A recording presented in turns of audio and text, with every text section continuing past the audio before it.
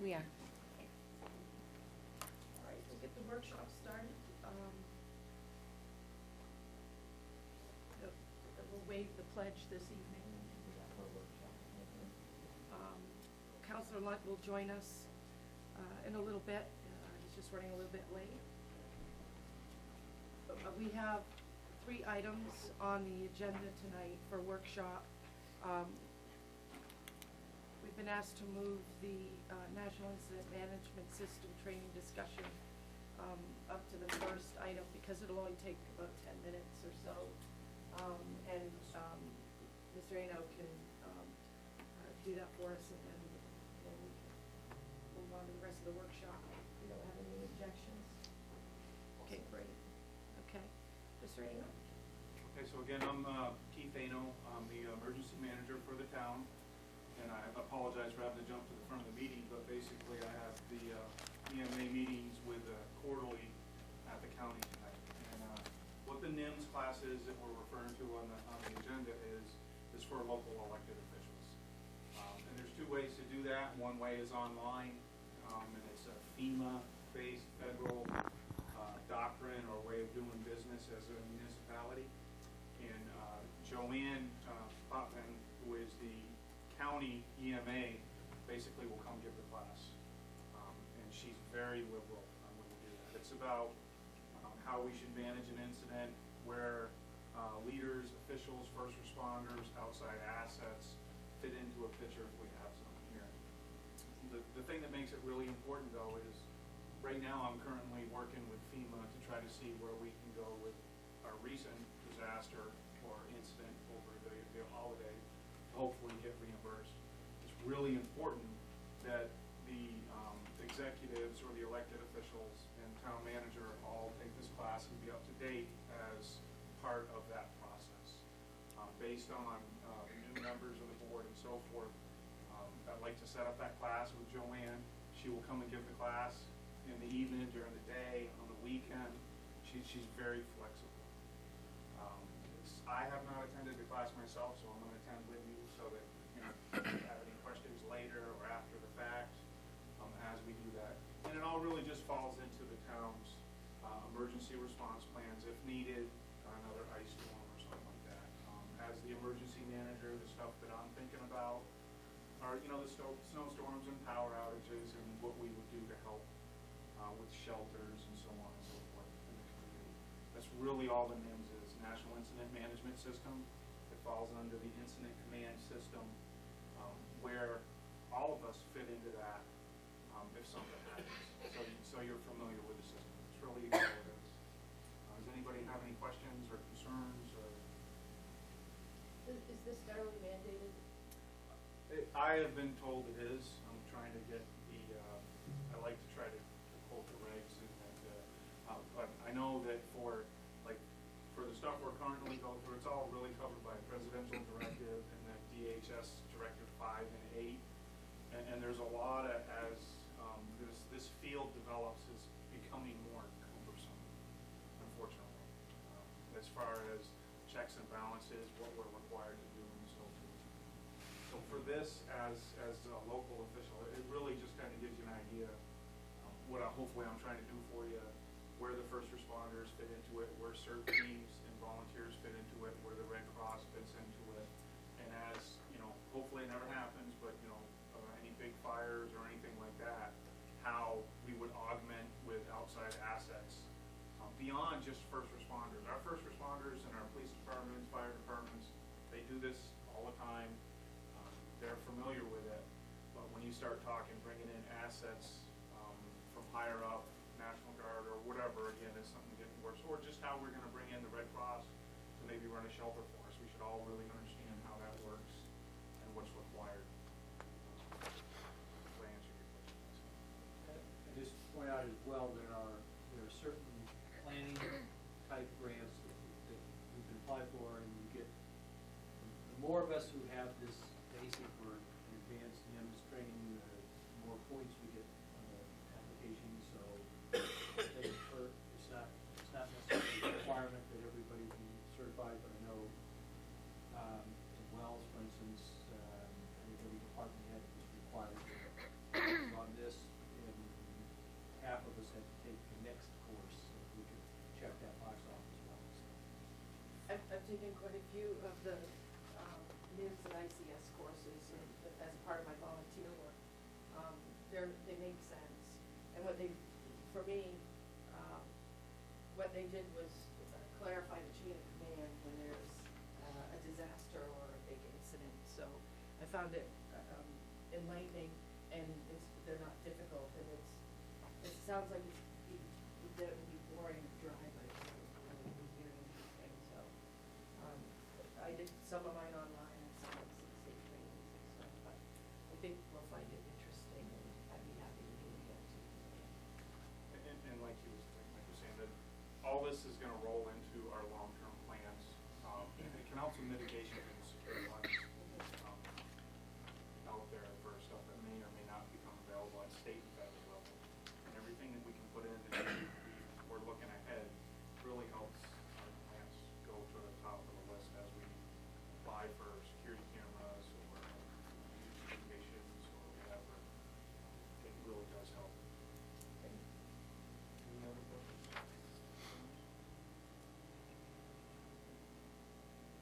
Thank you very much. We'll look forward to having a class. I've had some classes that taught by Joanne, and she's a great instructor. And if y'all could just let me know in the next couple days or whatever you decide, then I'll get with her and we'll set up a class. Should be pretty simple. Great. Thank you. Travel safety. Yes.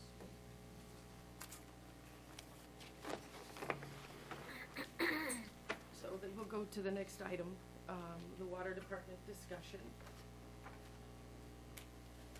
I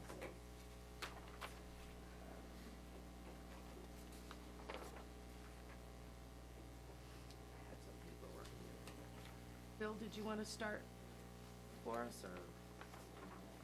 Well, I guess, I think I'm under the pretense that there are going to be some questions from the council in regards to this action. Before I get into that, I'd like to introduce Steve Levy from the Maine Rural Water Association, the executive director, and he set up many a water district and works with all the utilities in the state of Maine, and he's very well versed and knowledgeable in that subject. So I guess I'm just rather wait for questions and see if we can answer them. Well, I think, I'll just start and then maybe we'll get the ball rolling. Sure. I think that, we've been looking at several different sides of the issues with the water department. We have the utilities committee, that's been meeting a lot with you, and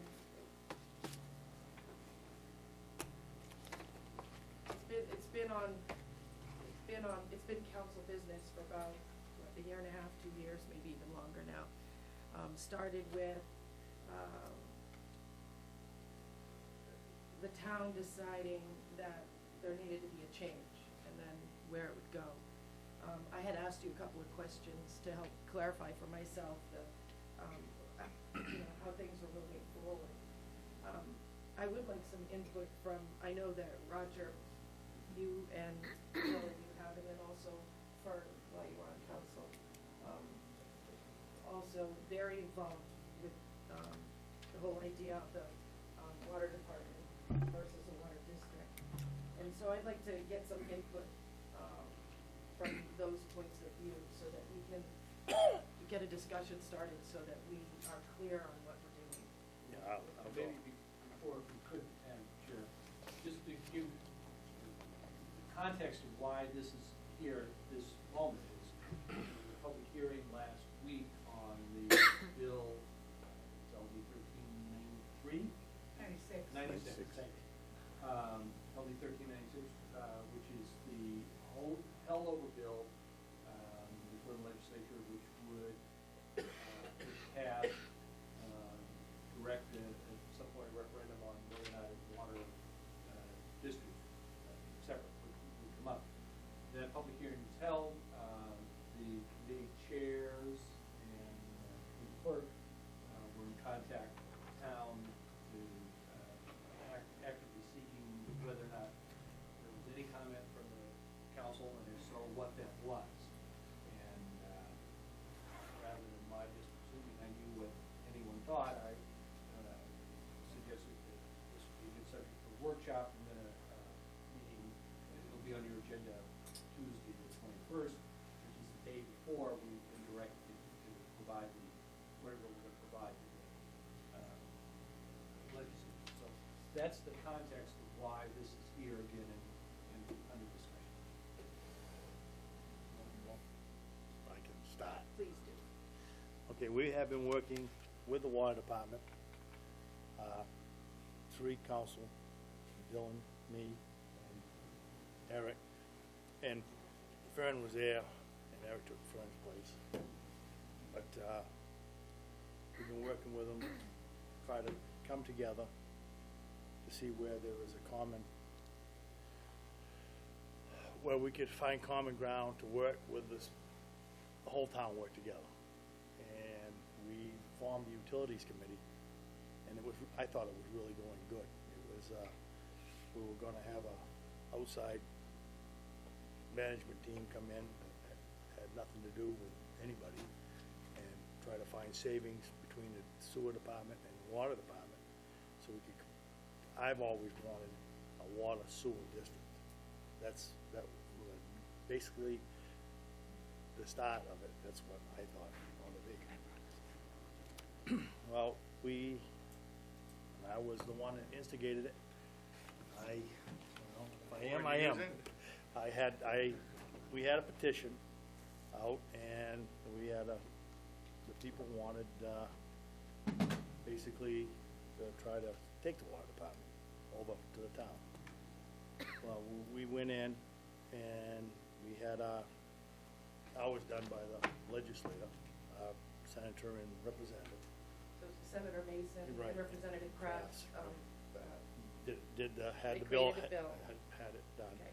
And they created a bill for the water district. Well, so we went in, and neither one of us got what we wanted, but we were told, because Mr. Wells was there along with me, we were told, point blank, very easily understandable, go back and talk it over. So we did. Geez, thought things were going real well. I really did. It was coming real well. I think Fern would agree we were going good. And, but then their bill, we dropped our bill. Kept it in because it was a district, and it looked like we could have a sewer district and a water and sewer district. Well, they put a lot of money into their bill. I won't say it, how much they added it, but they put a lot of money into it, and they wanted it to go. And and I'm all for any part of this, and I want Bill and the water department and everybody here to know that I'm for it. But that's just me, and I want the rest of the council to listen to everybody, and they will decide Tuesday what they want. What do you want, Roger? I don't understand. My biggest thing is I would like to see a water and sewer district. But that's not what we're talking about right now, because that's down the road. Well, Is that right, but that's where it all started from. Anyway, so Bill has gone back, and he wants to go with the sewer district. The biggest thing that we've discussed amongst some of us is, we want some changes. I would like to see some changes in the bill that they have. So, it's gonna take a while. Bill can explain it better than I can, but it's gonna take a while to get this in, and then the people have to vote on it. And we still have a lot of work to do on this. But on the water district, I just would like to have something in the bill, or the writing of it, or the charter of it, or whatever it is, that will state 1 year, 2 years, 3 years, 4 years, whenever the town decides it would like to turn over the sewer department to the water department, that they will take it without saying no. And so I'm just saying, this is my opinion, what I would like to see happen. I don't wanna try to influence anybody else. Now that everybody else can talk, but this is what we started, and we've been going very good. So you started at the outset, you felt that a water sewer district, would serve Lisbon the best and help And- with savings And we were, yeah, and we were going real good, because service. like I said, we were gonna get an outside party to come in and do a survey and tell us where we could save by joining, or not save. And if we had kind of half decided that if we could save, we'd move on. If we could, if it wasn't gonna save any money at all, then why try it?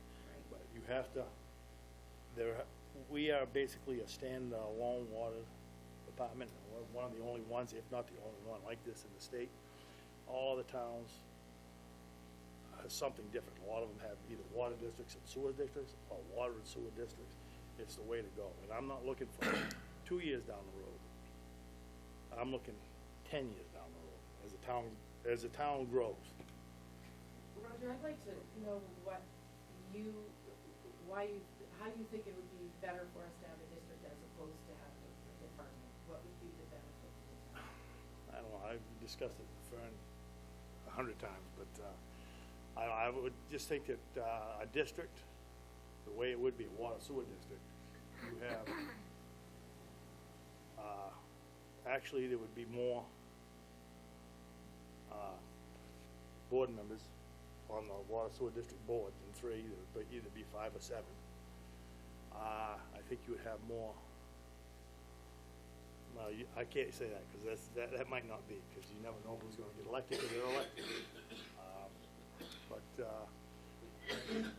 working together with, we have, basically 3 people that do all the work at the water department, and I think there's 4 that do all the work at the sewer department.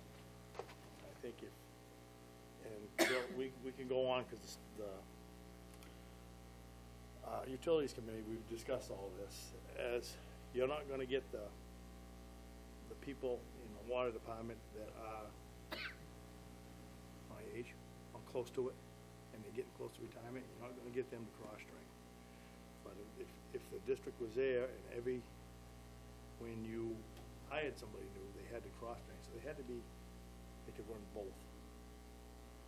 And there was a gentleman from the Richmond Sewer Department, Water Sewer District, on one of our meetings, and he explained it very well, and it really worked well for them, and I listened to him very much, very intelligent.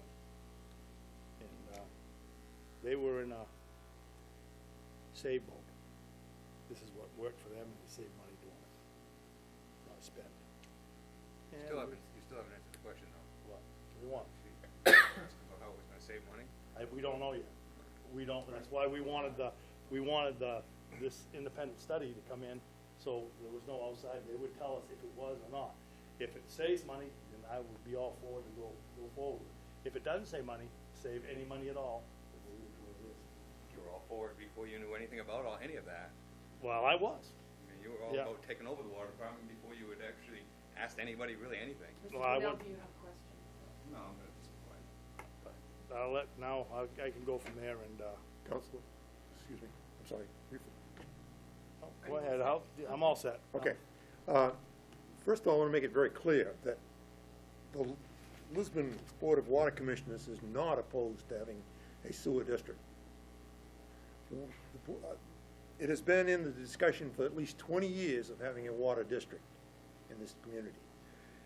And when the 2 bills went to Augusta, the Augusta committee, the subcommittee, voted that the towns ought not to pass, and that Roger is absolutely right, we need to go back and talk with each other, and I believe we're still in the stages of talking. We do have information as far as the study is concerned. Shelley does have that. We've contacted the firm in New Hampshire, and she can give us a synopsis of that if this committee wants to hear it. But we're not opposed to having a joint water sewer district. I'm not sure of how it should be set up. Now, we've been advised, the water board has been advised, that we proceed with our bill and have it go into, get passed by the legislature. Then it would go to the people to be voted on referendum in November, or whenever it's chosen to be voted upon. And then if it's voted yes, then we would step in to try to formulate some kind of a district. once that happens, there's no reason in the world why an amendment to our district can't be added to include the sewer department for a sewer district. But I think, my opinion is that the council is not prepared to form a sewer district at this time. I haven't heard any conversations from any of the council members about doing that. We're willing to help out, we're willing to work out. I'm not sure how it would be formulated. We're in a discovery process to try to figure that out, whether we have one manager at the top answering both to the sewer end of it and the water end of it, with the current water situation being worked, answering back up, or in the sewer industry, sewer department working back up, or whether the water department take over the whole thing. We haven't discussed that, even as a Board of Water Commissioners, of us, the water department, taking over the whole thing. We do recognize the fact that we do need more members in the committee. How we arrive at those, I'm not sure. One suggestion that was formulated to me is have one member of a 5 committee be appointed by the council, not elected. The other 4 are elected. I like the idea of that, because I'm not sure that we can always pull from the people to get people who are willing to run for these particular offices. So if one person was appointed by the council, the water commissioners would be non-existent, so there would be no person appointed from the water commissioners. So that's why I say 4 elected, 1 appointed for 3-year terms or whatever terms we so desire. Those are things that need to be worked out. But the first thing that has to happen is we need to go to the legislature and have the town issue a letter, either one of 2 ways. 1, they have no opposition to this. 2, nolo contendere. We're not taking a stand. Got to go either way. And then the subcommittee would vote. I'm not sure if that clarifies the situation any more than what it already is or not, but I know that Mr. Liddy Steve can speak to that, and if you want, he'll add his 2 cents. I think, for myself, just from the few questions I've had from folks, I wasn't at the meeting with the subcommittee where 2 bills were introduced, and one was removed and one was chosen to go forward. But my understanding at that time was that, in creating a conversation to move forward with the water district, that we had to have at least one bill move forward. So one was chosen to move forward, but it was my understanding that was, that it needed to have some of the language or some of the similar ideas that the one that was removed had. In other words, a compromise of some sort, or a combination of goals. And I haven't heard about that bill changing in any way from the time it was first presented to now. So I guess I just don't know why it hasn't. Is it because the utilities meetings made decided that it was where it needed to be, or has there been discussion in that direction, or if you can shed some light on that for us? I cannot. I was not at that meeting either. I know Mr. Wells was, and Steve was. So. You have to explain exactly what part of the bills you wanted changed? Can be amended. See, from the perspective of a person who was on the outside of that, I wasn't as involved as some other council members were at that time. So I understood that we had asked Senator Mason and Representative Crafts to put together a bill for us to present it, and I didn't have the understanding that there were going to be 2 bills presented and somebody was going to get shot down. So my understanding was, in order to move forward, we had to have something on the books. So one had to stay on the books, but I don't understand. I wasn't there, like I said, so I don't know why one was picked over the other than the fact that, there were, people were discussing it. I mean, I wasn't there, so I'm just trying to understand.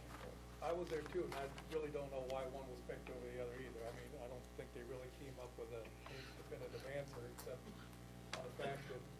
basically, the parties were not talking to each other, and the subcommittee didn't want to be stuck in the middle and have to make the decision Right, for them. right.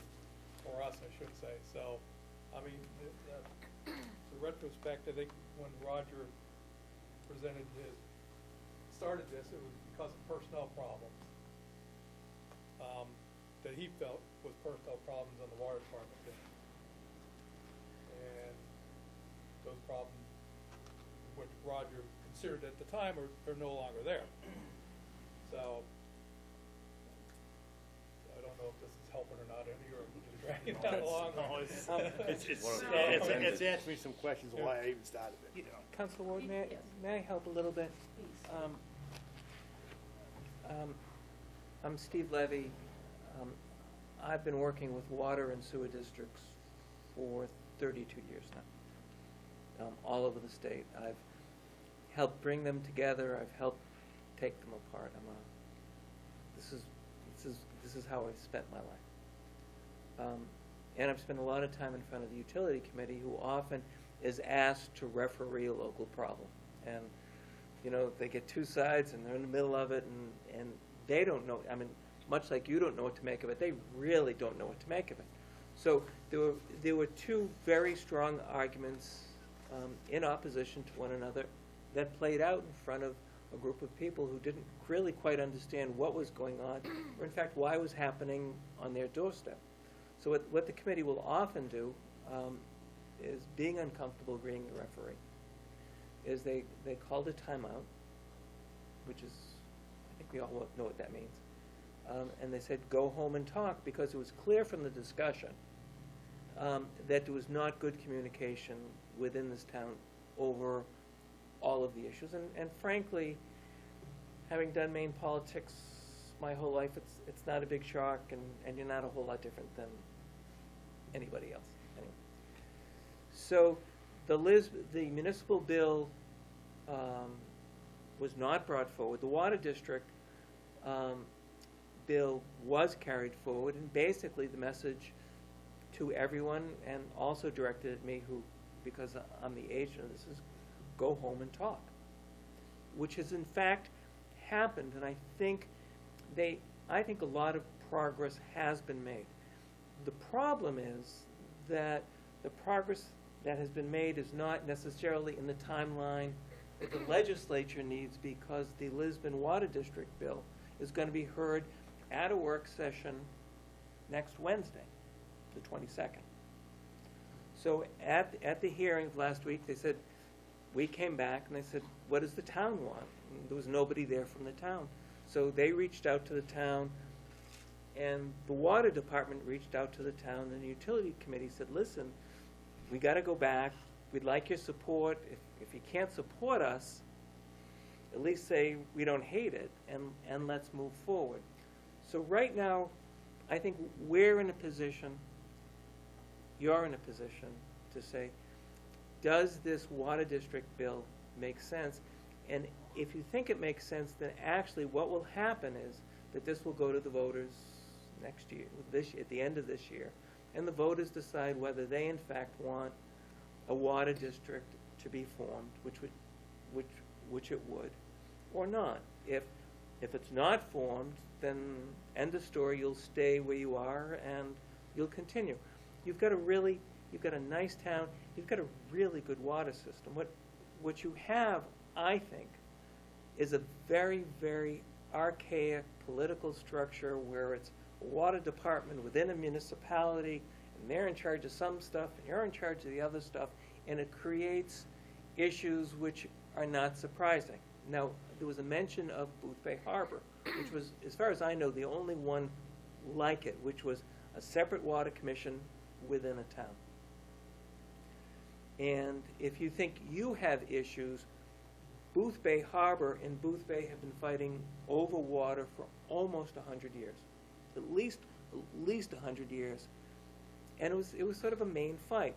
And what happened, which was interesting, is you had a situation where in Boothbay and in Boothbay Harbor you had two town managers, both of whom were from away, who didn't know the local situation, and they said, this is crazy, let's come together. And what they did is, the Booth Bay Harbor Municipal Odd situation, like you had, went away, and they created a separate water district, which was able to get a lot of grant money because of special circumstances. It worked well, and in fact, they have recently merged with the Southport Water Department. So what you took is an awkward situation in Booth Bay Harbor, which went away. They merged with the East Booth Bay Water District, which went away. You created a new institution, and the Southport Water Department went away. So I think what we're really talking about here tonight, when all is said and done, is should this question be put to the voters next December or next November? Of do you want to do a water district? Do you not want to do a water district? And then prior to that, there would be a series of hearings where you would have a discussion. Is this a good idea? Is this not a good idea? What are the advantages? Do you save money? Do you not save money? As far as I'm concerned, when all is said and done, this is more about water quality and good service than money. That's what I've learned in 32 years. Not that you don't think about money, but you've got a scarce resource. You have no idea how inexpensive your water is. And good. I have been at rate hearings where I almost needed armed guards to get back to the car because people were so mad and it was so expensive. I feel like Johnny Carson. Your water rates are so low that you are not eligible for grant money from USDA. That you would actually have to double your water rates before you could get USDA grant money. That's what a good deal you have. So I think you've got, and I can speak frankly, I work for departments, I work for districts. I can't say one is better or not better. What I do know is this, that you've got a group of dedicated, not just these people, but over the years you've had a really good group of water commissioners. That's all they do. They do water. And they've done a good job. That they eat, breathe, smoke, drink water. No smoking. No smoking. I take that back. There's no smoke. That would be a hooker, by the way. And there's no. That's what they do. And you've got a good system here with good people, good staff. My perspective, and I'm speaking, or I'm their rep, but I can also speak earnestly, is let this thing go to a vote. Have an earnest discussion prior to the vote about what the ratepayers and what you want to do. If you want to leave it the same, leave it the same. If you want to change it, not change it. Moving back to Mr. Bickford, and I don't know if I'm older than you or younger than you. Well, we don't need to go there. Okay. I know you have more on your chin and less on your top, so we'll leave it at that. There have been discussions, and I think the legislature is kind of urging you to go in this direction, is to create a merged water sewer district. There are between 35 and 40 in the state. You've got neighbors who are merged, and you probably don't even know it. So Sabatis Sanitary District is in fact a water sewer district. We just changed their charter so that they could do water and sewer, same board. Nice place. Richmond has another one. Brunswick, Topsom has a merged water sewer district, but you have a Topsom sewer district, and they say, there's all sorts of different ways. I think you can find the one that's going to work best for you. My suggestion to you as a council and to my friends who are in the water department is the following. Number one, I would encourage you to move forward with this water district because I think it makes sense. And the most compelling reason that I have is the water commissioners and the staff do a good job. It works. I mean, it works. They do good, and it's cheap to boot, which makes Roger happy. It works. That would be suggestion number one. Suggestion number two is I would amend the existing bill, which we can do together, I would hope, to put in a second question within the charter, within the proposed bill, saying that if the voters decide to establish a district, that within a date certain, you go back to the voters and ask if they also want to create a water sewer district. And then you can take the step. What I think is very important as far as the water sewer is they are very, very different businesses. Taste for starters. And what I think, and I know Shelley has been in communication, it's a very good firm in New Hampshire that can help you come in and do a study to see if it makes sense to make recommendations. The town may not want to do it. The people may not want to do it. I think that outsiders with very capable credentials can come in and give recommendations. The other person who I would recommend you invite is the superintendent of the Old Town Water District, whose name is Frank Carney, who happens to be on my board, and he's an ex-potato farmer from Aroostook County. And he ran the Mars Hill Water Sewer District. He came down to Old Town to do the water district, and he found in his lap that the town asked him to take over the sewer district. So I would ask him as a first, and they're roughly your side.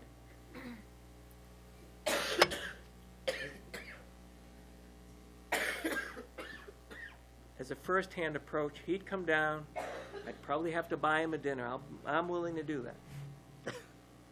Of talking to the utility committee to move forward. So that's my suggestion. Step one is a district. Yes or no, the voters get, they decide. If it's yes, it will take some time to do that transition. And in the time that it takes to do the transition, in 2 years or 18 months, you come back to the voters. It's in the legislation. There's no choice about it. You come back, and at that time, the utility committee and the town will have hired to do a study, to come in, to talk to Frank, to talk to Broadbent, to talk to Paul Moore and all the guys who do it, and then you can say, this is a great idea. No, this is just crazy. That's 32 years of experience, for what it's worth. Can I say something? Sure. Go ahead. The way it is, it's a water district, correct? Correct me if I'm wrong. If it goes through as a water district, and you decide you want to take a bond, the people have no say. Bond do not go up for vote, is that correct? As a water district? That's not correct. That's not correct. Very often, The bonds are still voted on even as a water district? Is that how it well, goes? what I would suggest, my recommendation, I would say it depends. If that's an issue, Well, I think the people should be able to still have a say. I'm all for the water district, I am. then my suggestion, which I can also, because I create an amendment to the bill, which would set a debt limit for the Lisbon Water District, X number of dollars. I mean, I don't want to have to go up for a vote every time they need $20 to, No, I agree. to have a debt limit, and that any time there was a change to the debt limit, it would go to the voters within Lisbon. And that is also, and there are many charters that are that way.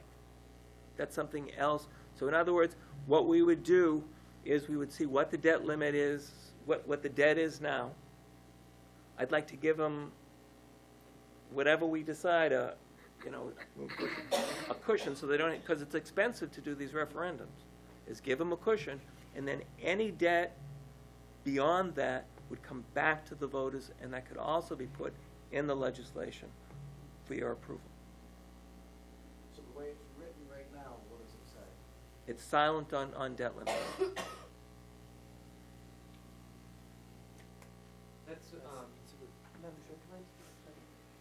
That's one of my biggest concerns, and I expressed that already, is as is right now, as a town, anything over $100,000 has to go to the voters on a ballot to be voted on.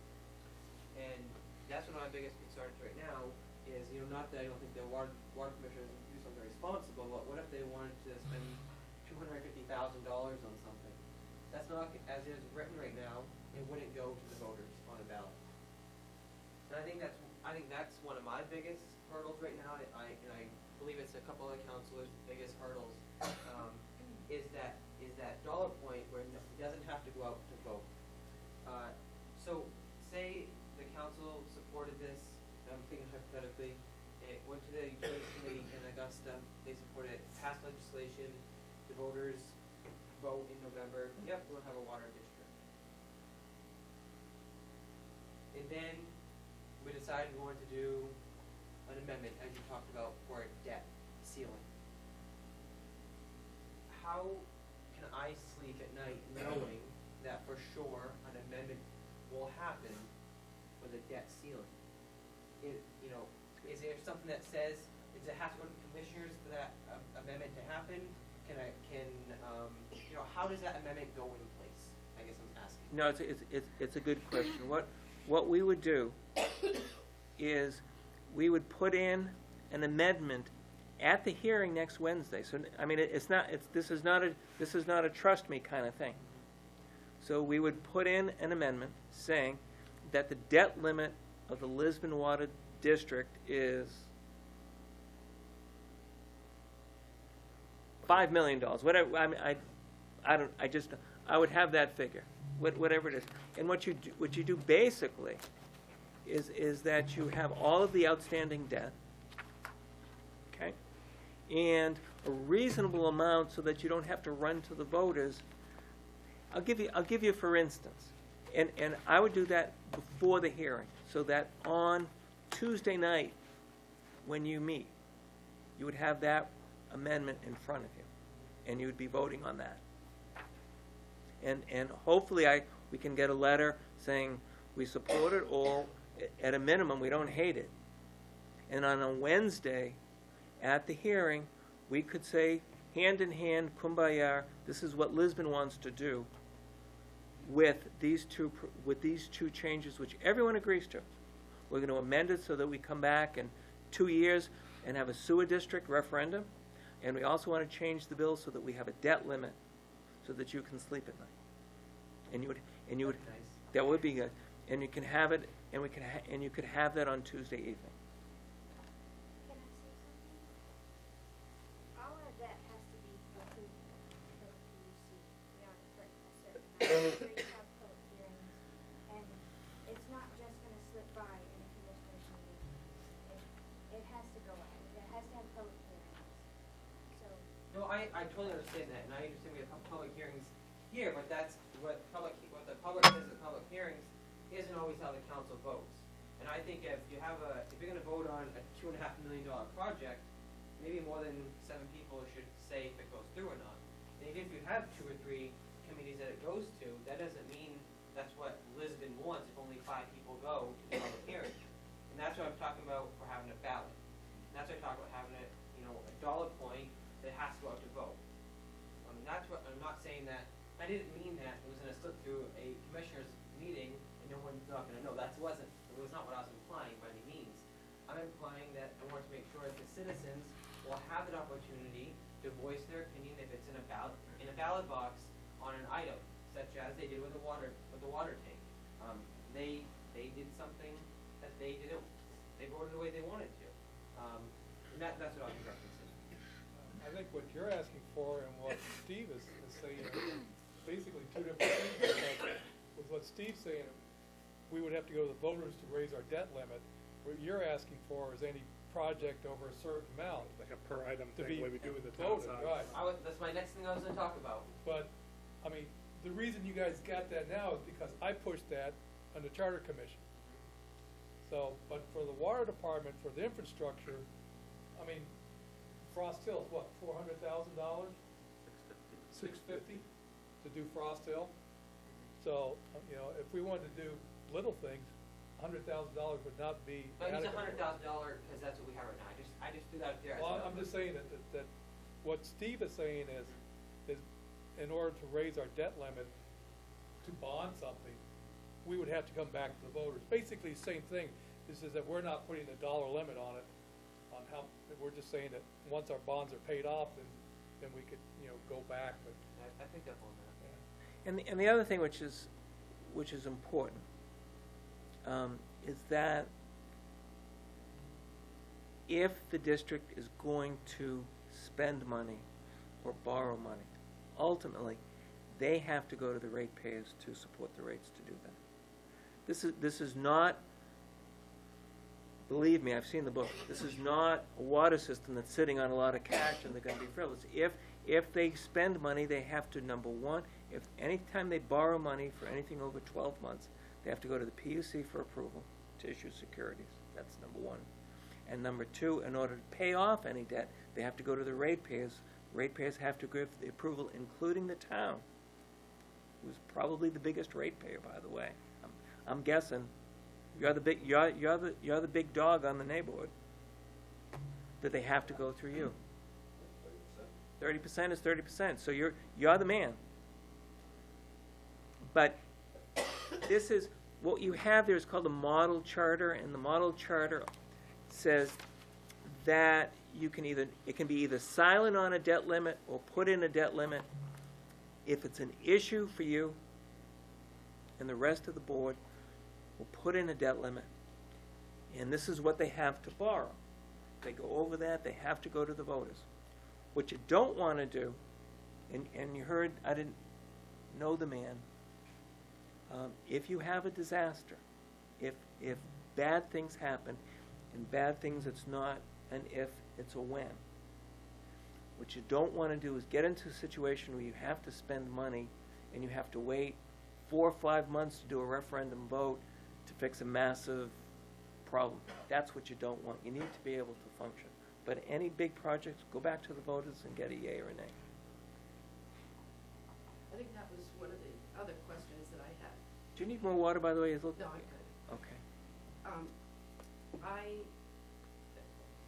think I had a couple of folks bring up to me the idea that we recently had on referendum, the idea of putting a new water tower up, and the voters chose not to accept that. So I think one of the fears that people have is that they won't have a say in that, that a project like that will move forward without the people in Lisbon having the opportunity to say, no, we don't want that. It wasn't a small margin of the voters Yep. who voted against it. So I think that's one of the concerns that I've listened to from residents, just wondering, is that going to happen, or could somebody just put a water tower in my backyard if they deem that it's necessary for the town for the greater good? I won't have a say in it anymore. So how would that work? Again, I think the issue is going to be the debt limit will set a cap on what the utility can borrow. In other words, we would create a debt limit, that we would look at the debt, we would give them enough room so that they can do normal business, and then create a debt limit so that if they're going to borrow more money over a certain amount, it would need to go to a referendum vote. And I think that's the protection that, if you're nervous, that's where it would be. And still a backup with the PUC too. Yes. Well, and they're pretty strict. The PUC It's- would be the first line of I mean, defense, really. if there frankly are, and there are, having been on the other end, there are just a number of ways of stopping a project. It's just, there just are, because people should be afforded their democratic rights. That's, so, it's okay. I think there's always a sort of tension when you do something new about, what if this, what's the worst possible thing? And I think that's what you're talking about. I think you brought up the point of, are they going to spend money like drunken sailors? I don't even know if there are any drunken sailors left anymore. Well, There may be a couple in Lisbon, but actually, one of my neighbors is. But retired. Retired Navy. Retired Navy. So what you do is you put in protections. I mean, so the two things that I've heard, up from the gossip is, we want you to take the sewer too, by the which is so different from last year's discussion, by the way, that, but that's why I love what I do, is because things do turn. And I think you leave it open and you force it that's in writing, yes, we're gonna have a referendum, and yes, people get a vote. They get a vote. You got it. There were issues about debt, you put in a debt limit, you get a vote again. And I think those are the ways. Again, I think what we're talking about, when all is said and done, is it working now? It's not. It just isn't. It just is not working. And you've got a good board, you've always had a good board, they're elected, that's what they do. So let's go to your strengths, let the water district go, get the protections you need for debt, and move forward with the utility committee, because Roger's absolutely right. I mean, if you look at it, if you can get good, strong management to run a water and a sewer department and take this town where it needs to be, I mean, that's what happens. When I was driving here and I was listening to National Public Radio, and they were talking about the Charleston spill, lost their water supply. I've done this before. And they said that in all the agencies and all the protections and all the stuff that you had to do, no one ever looked at the fact that there was this huge chemical plant a mile upstream from the intake. And I think that's unfortunate. I think you should embrace what you got and make it better. I can get Fern to speak. I was just gonna ask if there are other folks who've attended the utilities meetings this week. Please do. Again, speaking from the town council, and we're saying not anymore, but from when we were, and again, Roger was there. I mean, and Bill will attest. I mean, communications between the water department and the town has always been interesting, to say the least, before both of us ever got here. Just two questions I didn't ask before I moved forward. Just leaving with this bill, that if it goes through, they give it a blessing next Tuesday. Yes. If it goes through and passes, will that make the water department run any more efficient or save money? What it'll do is in fact create a separate standalone district. Standalone, I realize, but I don't believe the bill will save the water department any money or allow it to run efficiently. It's basically just a management supervisional change of the water department. Correct, right? It is a change in ownership and governance. Yes. Basically, it's a on-paper change. So the water department won't run any differently than it does today. It's just basically an on-paper change. Okay, if I can. Well, let me finish. No, you asked me the first, so let me follow up. If, for instance, a water district were created and it were to borrow money,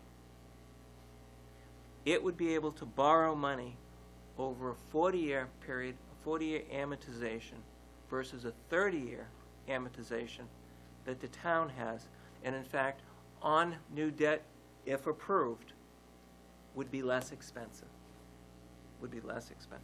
So I would say on a debt basis alone, yes, you would be able to save money on just that one thing. I'm sorry to interrupt you. Again, I've had, in the past, commissioners said they wouldn't want to go over all 30 years on anything anyways. And that's just, That's going from the town, borrowing money from the town, though. yeah, but again, it's a long time. Just go back to the beginning again. I'll just state just what I represent, and then I'll move on. Is both myself and Roger were both on the council. One of the things that we had actually been addressed, and again, we weren't reacting from ourselves, we were acting from the people that we represent, that there was concerns that, from the way the water department in the town communicated. And there was concerns that are starting to affect the residents. And a lot of people seen some of those concerns. Roger actually, not personally because he wanted to, but from his people that represent him, went out and actually did a petition to find out who actually felt strongly about the water department and how they were being managed at the time, who didn't. And it was overwhelmingly the people that told him that they had concerns. So as a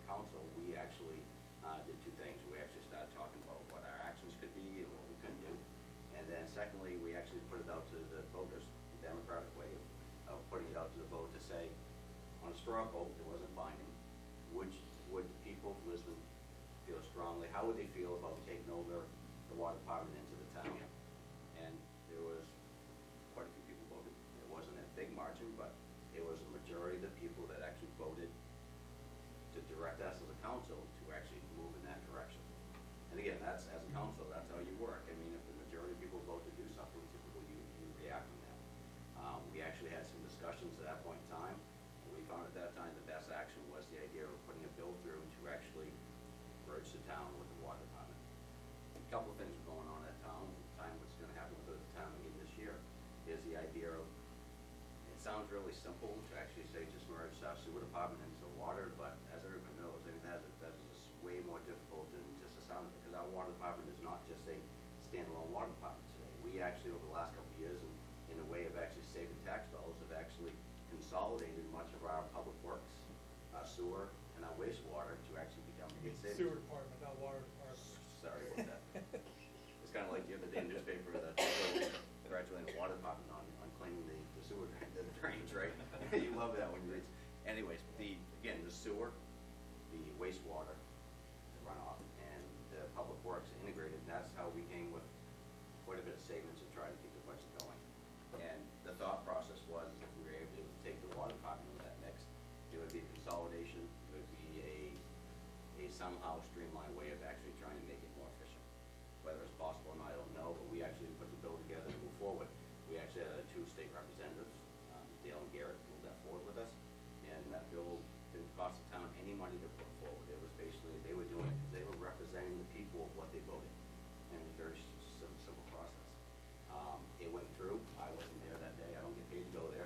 Ms. Levy, I assume that you get paid when you go up there from the water department? You get paid quite well to go there, I don't, so I mean, I wasn't had the opportunity to go there. And I wasn't there, and evidently, just what you said, they felt that there was a battle going on between the 2 departments, which should have been very evident, because 2 separate bills going 2 different directions usually don't mean that they're working together pretty well. And it was sent back for us to actually discuss and not vote upon anything, but actually to sit down and talk. So myself and Bill and the commissioners and the council, we actually talked about joining a committee together to sit and meet and have multiple meetings where we actually had the 3 commissioners, we had 3 council, we actually had citizens, 3 citizens. Steve was there, Mr. Perry, which wasn't able to be here tonight. And we sat through a number of meetings where we actually looked at the whole gamut, not all of it, because we had limited time, about a town that actually the sewer, water was actually run by the municipality. It was actually a town-run department. We've seen one that was just a water standalone. We've seen a water sewer. We've seen some hybrid stuff that was kind of unique. We had everything to speak. And it was a lot of information. I learned a lot. As being a counselor, I mean, you learn a lot about this stuff in a short period of time. What we all, I think, agreed upon is there was potential savings for the town on both the municipal and the water side if we would actually be able to make the town work as one and not separate entities. And again, other people on the commission can speak to that, and on the commission committee can speak to that, that are separate from the water and the council. I mean, but what we found from every meeting of every night, everybody said if you can work together, you can run a more efficient ship that actually is better in the sense of saving money financially and manpower, when it comes to equipment. We went to quite a few of these meetings. At the last meeting, we actually had a discussion. And at that night, we actually, as a committee, spoke about what our action was. And it was actually Steve Warren asked the question, so how do we move forward with the legislation? And pretty much that night, we decided, I thought, that we were not going to move any bills forward, and that we were going to take the time to build something, do it correctly, do it in a manner that actually was going to take enough time that we actually had everybody's input, and actually had, the thing that I think was nervous about the bill is, typically when you run a bill through the state, your local representatives actually represent the people. That's what Dale and Garrett, that's what we voted them for. And the person that sponsored this bill was from where? Where was the representative from that sponsored this bill? There's Senator Jackson, Allagash, Maine. Allagash, Maine. Senator So- Jackson and also 2 other members of the utility committee. So there were 3 members of the utility committee that sponsored the bill. Did either one of them ever live in Lisbon or anywhere around this area? No, that's accurate, but there are also 3 members who who've sat through maybe 100 different water district charter discussions. Totally understand. Well, what they didn't know, the people that represented and brought this bill forward were basically just people that were, I'm not gonna say paid, but actually, doing people requested for them to actually bring this bill forward. They weren't representing the town as representatives of our town. And I feel that's probably why this bill was actually brought back the other day, and that's what the town's take was on it, because our two representatives still are not there in that room representing the town. So at the end of the meeting, in a sense, we actually said that we were gonna sit down and talk. I mean, I was giving off the council, and I knew that there would be a good discussion moving forward, that we could actually bring all the information together, do the outside audit, see what could be, how we can work together, what we can't. Our town is very much like a water department now. We have a very hybrid system where we, because of budget restraints, have been actually pulling all our resources together. So you couldn't actually just take a knife right now and cut our sewer department off. It's a lot broader than that. If you cut a knife right now and separate our sewer department and put it in the water department, it would actually cost the town money because of the way the structure is right now, because of the consolidations we've done. So I mean, it's a very broad discussion. I mean, my recommendation to the council and the commissioners is take your time, do your homework, and get a bill ready that our representatives can bring forward that represent our voters, and actually have a bill that that way maybe it would actually go to vote and actually win. Right now, the only reason that I got the other night that we need to move this bill forward is because they've already spent $25,000 on this, and they didn't want to waste their money, but our representatives can put a bill for free. It didn't cost this town of Lisbon $1 to have our representatives put a bill forward. I have nothing against the water department, they do a heck of a job, there's no question about it. I mean, the commissioners, I give them credit, they actually stick with it, they do it. It breaks up front. I just don't see the urgency, just because they spent money to put this bill ahead. I would rather see it done right, and try to look at all the information of the town, of how we've actually structured our departments. I mean, we're coming to another budget season again, and halfway through this budget season, the council's gonna go home and saying, we either need raise taxes or cut services. I can tell you that discussion's already gonna happen. And the downfall is the struggle the town's gonna have is how do you maintain those services and not raise the tax people's money? And the only way you can do that is actually combine services and be more efficient within the town. You can't get rid of services, you gotta find a more efficient way of doing it. And does that mean the idea of integrating and working with the water department and making all departments actually work together? Absolutely, because there's no other way of doing it. Separating departments in this town right now is going backwards from what the national trend is as far as the consolidation. So again, I'm just encouraging you to actually think about it. There is nothing that's to be gained for the town to actually pass this bill tomorrow, because all you're gonna do is make something, then you're gonna wanna go and change it. So why would you put this all through and spend money to put through the voters to say, we're gonna vote on it, but really the only reason we're voting on it because later we wanna go change it?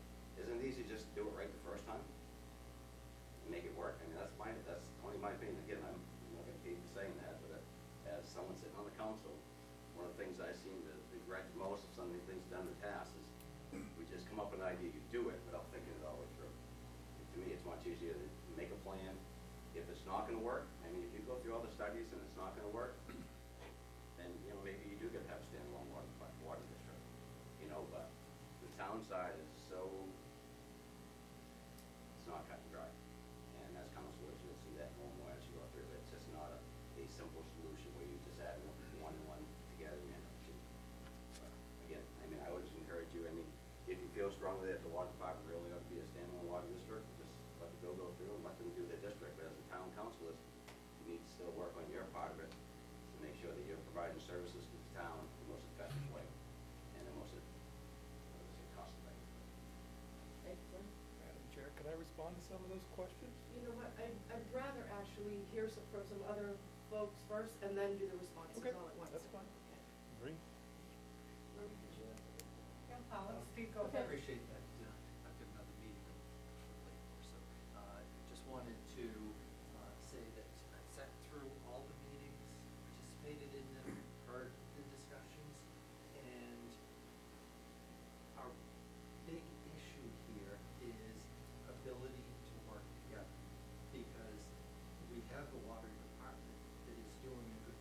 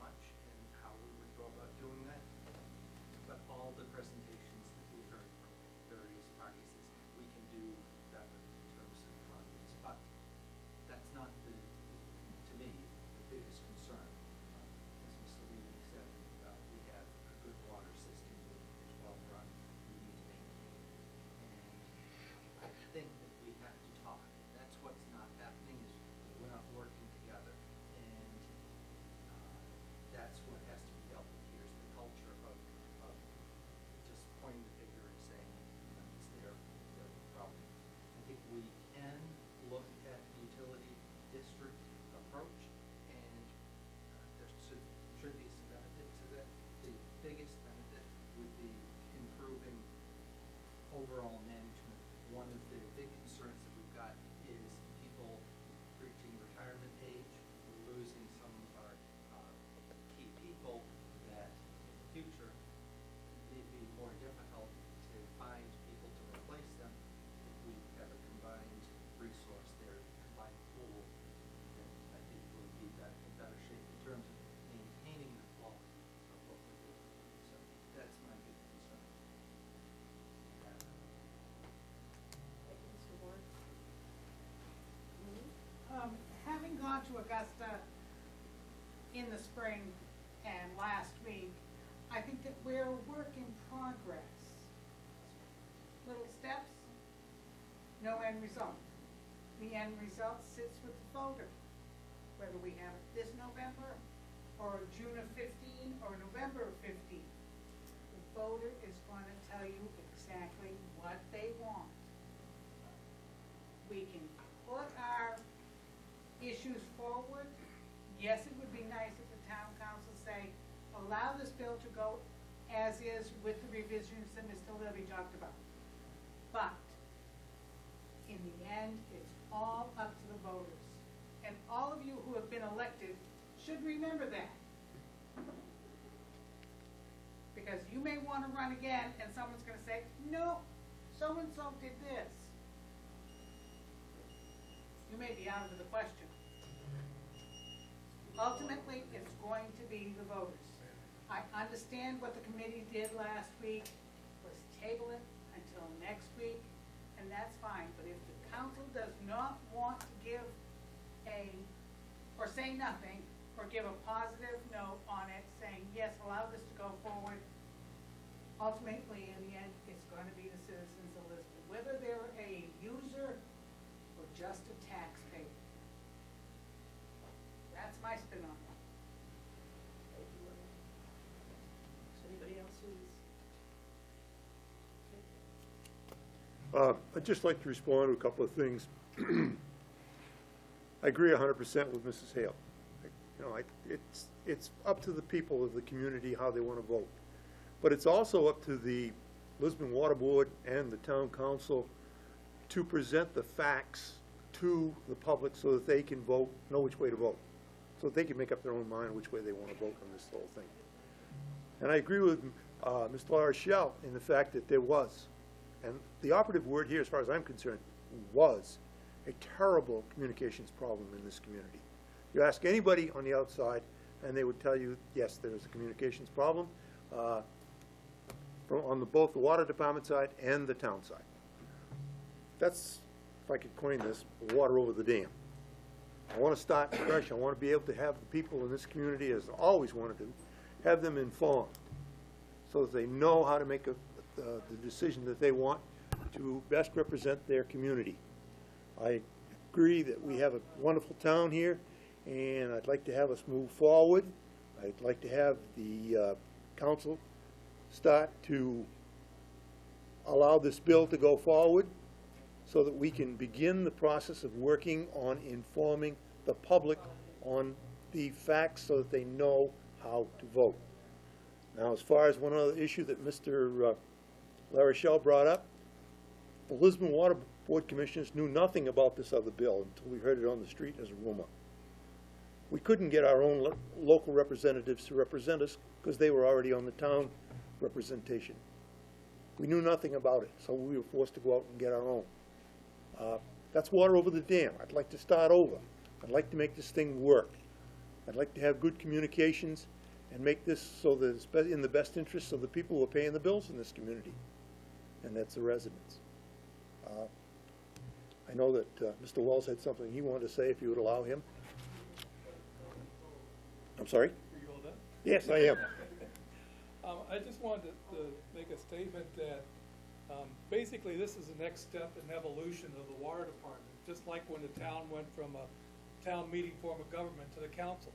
It's just another step, and it doesn't mean that because we're a water district that we will not work with the town in helping to share costs in any way we can. That's unheard of, in my opinion.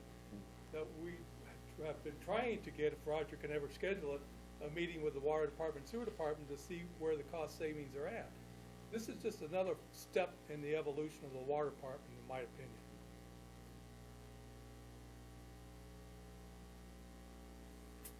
Mr. Levy? Counselor Ward, I just want to tell you as a consultant who gets paid to find grant money for local municipalities.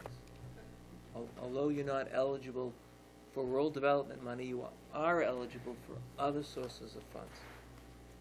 There is a lot of competition for this money. The communities who get the money are the communities who are working together, who have a decision that they want to build the infrastructure, they want to rebuild the infrastructure, and make sure that their town moves forward. You are like most every other water and sewer system across the state. You've got old infrastructure, you've got old pipes, you have a lack of ability, and anything that you can do to push yourselves forward so that as you're standing in line for looking for grant money, you can say we are coming in together because we need to address this. You will be head and shoulders above any other town, and that's what it's about. That you work with the water, the sewer, the business community, the industry, to make sure that as you begin bringing in new business, that you have the ability to take care of their water and sewer needs, and that's ultimately what we're talking about. Thank you. Any questions from council? I'm just gonna wrap this up because I think we've heard a lot, tonight, pros and cons wise.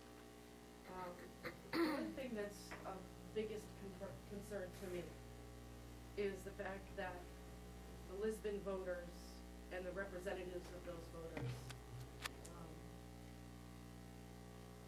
represented what we felt would be the best thing for the town, and for some reason, the water department seems, I'm trying, I don't wanna put a negative spin on this, but it feels like the water department decided that they needed to find their own backing. So legislators from other parts of the state created a bill for Lisbon. That doesn't make sense to me. We It- created it- the bill. It doesn't, we're done discussing, this is just my summary. Well, you're summarizing it wrong, ma'am. I'm, We created the bill, we had them. you didn't create the represent- bill, who wrote that bill? Which actual people's names wrote that bill? Tell me who wrote that bill. The legislation was prepared by a law firm in Augusta. There you go. That bill was not presented by the people of Lisbon. And that's what gets me. Because we, each one of us at this table, represent the people who voted for us and the citizens of Lisbon. So on the flip side, we do have a good water department, and we do have good people working there, and we have a good system, as has been pointed out. And I feel like the water department is doing what they feel is the best thing for the town of Lisbon. So everybody feels like they're doing the best thing for the town of Lisbon. But we have a serious divide that we have to think about. Because I don't represent the water department, although I may represent the individuals who live in Lisbon who work there. I represent all of the people in Lisbon. And so does every other counselor at this table. And I think that the water department is presenting this because you as a department feel that it's the best thing for the town of Lisbon moving forward into the future for all the good reasons that you gave us. Yep. I do feel that. But I also feel the voters and the representatives of those voters did not present this. And in fact, we did present something, but it wasn't acceptable to the water department. So I'm personally torn because I too want to do what's best for the town of Lisbon, but it's my duty to listen to the voters. So I have some hard thinking to do, as does every counselor here. And I just wanna make sure that every person here knows, I'm not on one side or another, and I don't think any other counselors are either, but I think that we owe it to ourselves and the people who elected us to do the best thing. And we need to decide, you know, I don't know if I'm gonna run for reelection or not, but I can't base the future on that, but I do know that I'm gonna have people from this point forward calling me on the carpet and saying, you know what, the town of Lisbon didn't have anything to do with that bill. Some law firm in Augusta and some legislators from another part of Maine supported it. How does that represent Lisbon? When Lisbon's own representatives were not listened to. So that's serious. So it's not that I disagree with any of the hard work and that you do and that you have done on this as a water department, but I have to urge council to deeply consider what we're going to say prior to that legislation being introduced. It'll be introduced whether we say yes, no, or maybe. That's beside the point. But I think that it's important for the citizens of Lisbon who elected us and who expect us to represent them we have to do what we think is the right thing for those people. So. I'd like, Mr. Levy, before Tuesday's vote, I would like to have a draft of the proposals for each council to read, so we can have it Absolutely. by sometime, as soon as possible. If you send us what you have currently on the floor, and then if you send, the amendment also to that, whatever proposed changes you made. At least, So, so we can look in. 'Cause I don't know how long it is, I'd like to be able to read it over in advance. Yes, it's, and the bill, I was gonna say, the bill, I've sent you everything, so you've got that, and you've got some language for amendments, and you wanna give that to me, I'll make sure it's distributed to the council. we would do that. We would do that. We will do that. Yeah, okay. And I would simply say that I understand exactly, Council Ward, what you're saying. I would say that there's an old expression that there's two things you don't want to see done. It's making legislation and sausage. Okay? What I think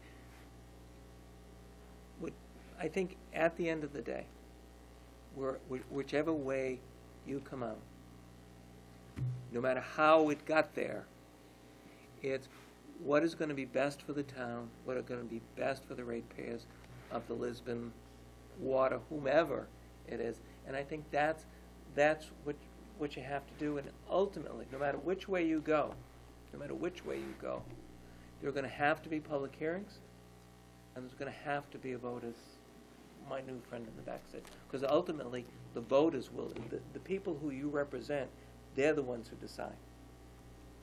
Thank you. I think Bill is right on this, that it should be water over the dam. Let's just, there's kind of bad blood on both sides of the issue, and I think both the town and the water department kind of stepped on toes we didn't need to. Let's try to put that behind us and just try to move forward with something positive for Lisbon and do the best for the people of Lisbon. Thank you, Mark. Well, thank you for the opportunity to Thanks, visit with everybody. you. Can I, Shelley, did you have something that you had, I'm gonna make copies to get to you okay, before that. for the, Whenever you want. yeah, well, Tomorrow? that's fine. And an hour and a half. Okay. Yeah. I have one more question. Yes. With the amendment you're sending us, you're gonna send us to review before Tuesday. Yes. Is it, the amendment, you're proposing a debt ceiling, or is a dollar point that a vote has to occur? I'm going to prepare two amendments with the approval of, you're not formally asking, but from what I've heard. Number one will be, there will be a second question that if the water district is approved, then within, I'm going to suggest a 2-year period, you would go back to the voters to make a decision on whether it makes sense to also have this be a water sewer district, based on study and consultants, et cetera. That would be the First Amendment. The second amendment would be to put a dollar amount on a debt limit for the Lisbon Water District, again, if it's approved. And it would be in the legislation. And if they were to go above that debt limit, it would have to go to a referendum vote of the residents of Lisbon. And it would be a dollar amount. It would be, we'll come up with the number, and then it'll be this dollar amount. That's the debt limit. Can you put a sidebar note on what the current debt limit is Yes. for the water department? Yes. Yep. What would be a percentage of it? Normally what's done is you would take your existing debt and you would add a buffer so that you don't have to go running to the voters if you need to spend money. I wanna say one more thing. I hope this doesn't put an accident in, but there's gonna be two things that the water department is gonna be going through for next November. One will be this, the other one will be the tank. And they could, one or the other, they could get just a big no. It's true. So that's, they're putting a lot of, At this point in time, we don't know if we're gonna put the tank on. oh, okay, well. Yeah. We haven't talked about Yeah. that yet, so. Might be wise to wait a year. And Roger, next November, any tank vote would be a municipal referendum Right, question, you not a would- water, no. that's on your, Right, that's on your watch. Yeah, but that would be, yeah. The current outstanding debt for the Lisbon Water Department is just a shade over $3 million.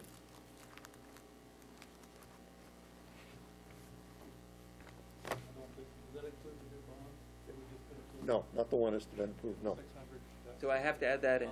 Yeah, 600, 700, For what, 650. 3.7 billion? Why don't we be sure to have it in print and make sure it's accurate? I'll count on it. Okay. Great, thank you, everybody, for, Alright, so you'll have money. Okay, thank you very much. Thank you. appreciate it. Well, thanks for your time. Thank you, Mr. Levy. And however it comes out, you'll do good. Take maybe a 3-minute, maybe a 3-minute break. Dylan, Move can I on to talk the to you next for a item. minute? 3 minutes. You me? Yeah, you and Bill. You're included in Do this, it. Dylan. I wouldn't do that to you. You gave me 5 when I asked for 3, so. I'll stop the tape recorder. Okay, thank you. You made it. Thank you very much, I appreciate it. Oh, I know, I was getting ready to I'm do on the the, highlight. I'm on the downside of this bad cold, so. Turning it off. I think it's a really interesting training. And then, usually, every spring, every spring. Oh, he's got one right there, too, Up so- in Augusta, there at the Civic Center, the Yeah? MEMA has a, it's called Maine Prepares Conference. Thanks, Mark. And it's like a two and a I'm half relying on day you conference. for this. So that's a good one. Never for happened. names training to do. All right, we all set? Yes, Okay, You're right there. we'll come back to order, and we have one final,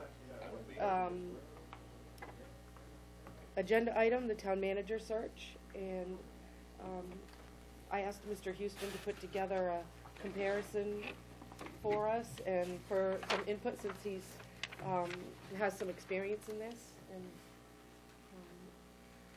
You had three entities make a proposal, and those were included, I think, in the packet that you got. And the full ones are there. What I did was just do a one-page cover sheet for you. Everybody's offering essentially the same services: needs assessment, recruitment, resume review, recommendations, interviews, background check, second interview, offer, negotiation. So everybody will help with that. If you look at municipal resources, which is the column on the right, they go about their search a little differently than the other two. They will prepare essay questions and send them out to the folks who they believe are the top, and they'll use that as part of their recommendation. Maine Municipal is the only one of the three who has a formal, this is how we rate them. The other two will discuss that with you and get a rating system, but it may not be, you know, a matrix like this. Interestingly, Municipal Resources is the only one of these who offers a limited guarantee, if you will. If that they find and the council hires leaves within a year, other than because of death or dismemberment or because the council fired him or her, they do research for no cost, which is probably not a bad guarantee. I'm guessing they haven't had to make good on that ever because of the way they write it. The costs, you can see, are similar across the board. Maine Municipal's at $4,900. The other two are at $5,000. Maine Municipal does include within their $4,900 copying costs, travel, and the background check. The other two companies charge for travel and copying. Everybody charges for advertising, which makes sense. My guess is that depending on where the town chooses to advertise, you're going to spend a couple grand to do this, and so it would be there. It would not be out of line to ask folks to send somebody to a council meeting and you can look them in the eye and see if you like them or dislike them. I'm not sure we could get people here on Tuesday, but certainly if council wants that, I can make that request. Maine Municipal, just to give you a little background, Maine Municipal, you know, is an organization that the town and several others belong to. Dave Barrett heads up this search, and it would be David who, if the council chose him, that's who you'd be working with in this. There are other people within MMA who would help with the day-to-day stuff, but 95% of your communication would be directly with Mr. Barrett. He's been doing this, I want to say 22 years or so, and he's got a lot of experience. Eaton Peabody Consulting, the law firm of Eaton Peabody has been around for over 100 years. The consulting group is a little less than that. And this is essentially a two-person operation now. Don Garish, who's the former town manager in Brunswick and a former president of the International City Managers Association. And then Richard Metivier, who was the finance director of the city of Lewiston for, longer than I can remember. So both of these gentlemen have a lot of experience in municipal government. I know them from working with them both on the Maine Municipal Employees Health Trust. I think Dick may still, one of them is a retired member of that board now. Mr. Garish just took the interim job in Wiscasset, and I think that's a 3-day-a-week, $500 a day job, so Metivier would probably be the person we'd be dealing with, although Don's input would certainly go along there. Municipal Resources is based in New Hampshire. I know less about them than the other two. I can tell you that they rely on consultants a lot as opposed to a built-in staff. One of the consultants that they use is Jim Bennett, who is a Lisbon native and has been a city manager in Old Orchard, Lewiston, and is now up in Presque Isle, and who, beginning this fall, will be the president of the International City Managers Association. third president that Maine has had, I think more than any other state, which is interesting, but I just throw it out.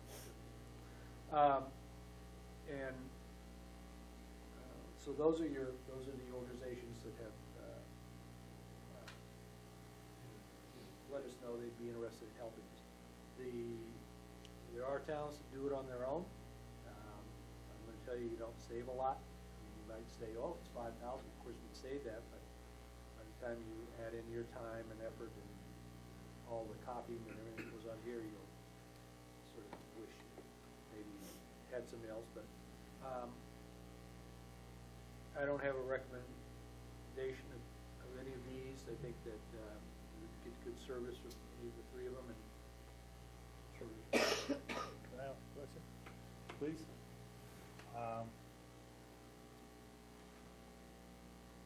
Let's say we pick one of these and he comes up with a candidate. Are we gonna set up a board of people to interview him and then decide which one they like? And then- Oh, absolutely.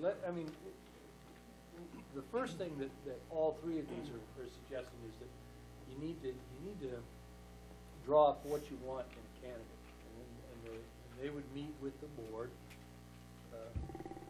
session like this, or public hearing, or there are towns that when they start this process have a public hearing or two, and invite everyone to come in and say, what do you want in a town or city manager? And list all those qualifications, and it's the old, okay, if there were 18 people who said this, then let's include that. If there's only one person who said this trait, then we can leave that one out. But so any of these guys, any of these companies will help you define what it is that you want in a candidate. And once you know that, then they can tailor the advertising that they're going to do. We want somebody who's strong in finance and who can run a marathon in under 3 minutes or 3 hours, or whatever qualifications you have. They will include that. They will then do the initial. They'll get a number of applications that will come in. My best guess is that in a town like Lisbon, which is the population we have, the location that we have, the fact that we've had a fairly stable management situation over the last decade and a half, that there'll be a big pool. It would not surprise me to have 30 or 35 people apply. So they'll do an initial winnowing down, and if the council wants to see every one of those resumes, then they would be available. So you could say, well, gee, I don't know why you left this person out. And these are open. But the primary thing that a search firm like this can help you do is get to the first cut. And let's say that you say, well, we want to know the top 10.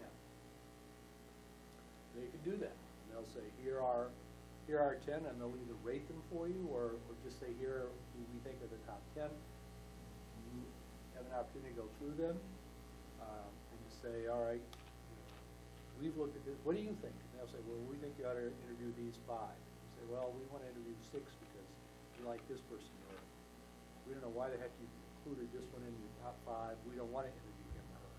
So you'll have that opportunity. And then, obviously, the interviews. I've participated both as an interviewer and an interviewee in municipal government. I went to Minnesota for a job once, and the interviewing committee was every department head in the town. And after you got through them, there was a committee that was a 9-person council. So there were 3 members of the council and 5 members of the public. And if you got through them, then you had an interview with all 9 council members.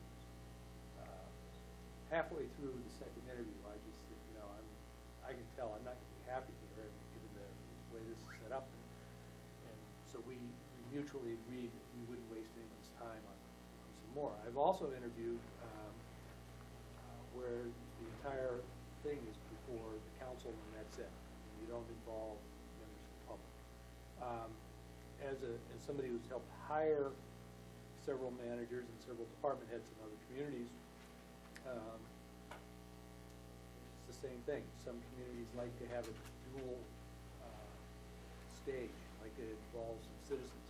If you do, I mean, the question then becomes, how does that work? And how do you weight those recommendations? And that's something you would have to work out early on.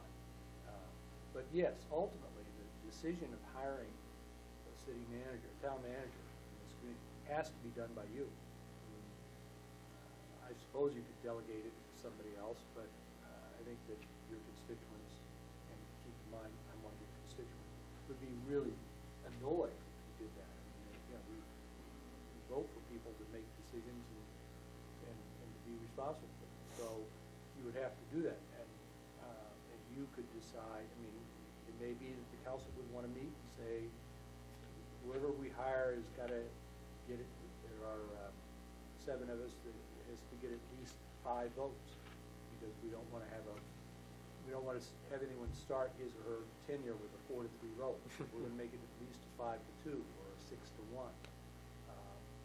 I'm not sure I would suggest making it unanimous, because if there's somebody who is always holding out, you may end up actually with a less strong candidate, simply because you want to get to unanimity. But I would recommend that you might have a supermajority of some kind. And again, that's something that you should discuss when you hire this person, so you'll know going in, what are our rules? You're not going to wait till you get the candidates and you say, okay, let's decide the rules.